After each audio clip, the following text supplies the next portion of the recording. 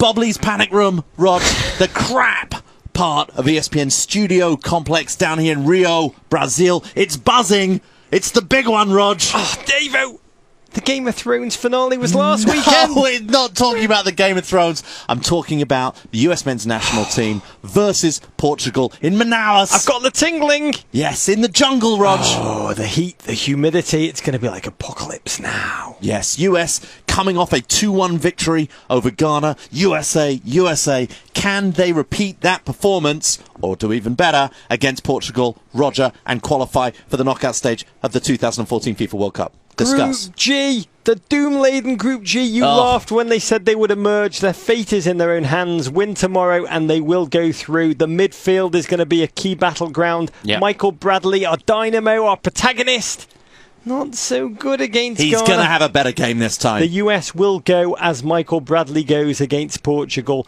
The defence, the flanks are going to be a key battleground. Fabian Johnson, and if he plays DeMarcus Beasley, they have to not switch off the entire 90 minutes, as Fabian kind of did briefly against Ghana. Portugal will punish us. And the key big tactical decision, we've lost Josie.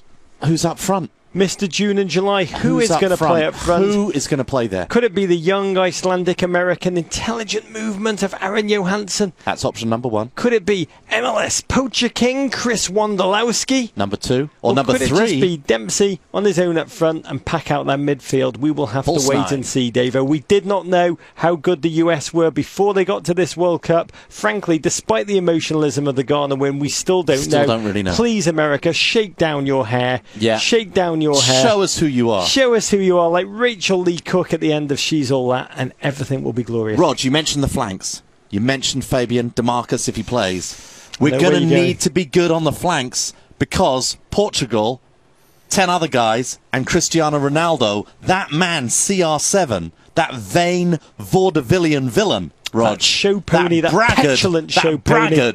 We're going to have to be ready for him. That quite good at football He's quite guy. good at football no too. Single football player can hurt you in more ways, with his pace, with his power, with his head, with his set pieces from long range, up close. But yes, he's injured. Yeah, he's got tendinosis in the left knee. As David told me, an excuse for him to wear skimpier and skimpier shorts. Tiny little shorts. He pulls them right up, Rog. They get higher and higher Pulls and them higher. right up. Thank God the game's coming on. I don't know what he'd be wearing. Yeah. Ronaldo will play. We do not know how injured he is. But the funny thing is, when he plays 10 World Cup games, just 2 goals thus far. Not a lot. Portugal almost play constipated football. They almost defer to him too much. They always dump the ball to him. And make no mistake, they are going to they've lost Contrao, their fabulous attacking player who comes up those flanks from the back. They've also lost UFC's Pepe out with that red card.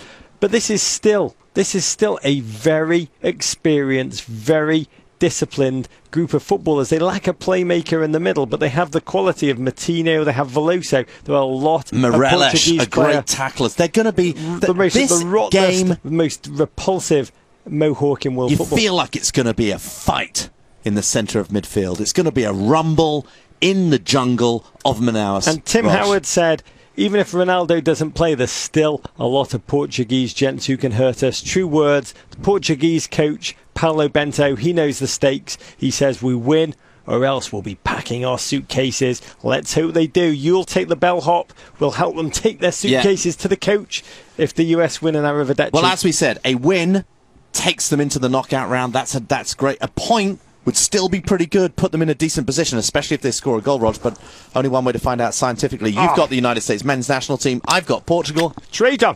David, this tastes of Betsy Ross. This tastes of a 10-0 victory in the jungle. It is known. This tastes of sort of a bottle of port that's gone off a little bit, Rog. Tastes of petulance, sloppiness, show ponies. 2-0 to the United States men's national team. Victory.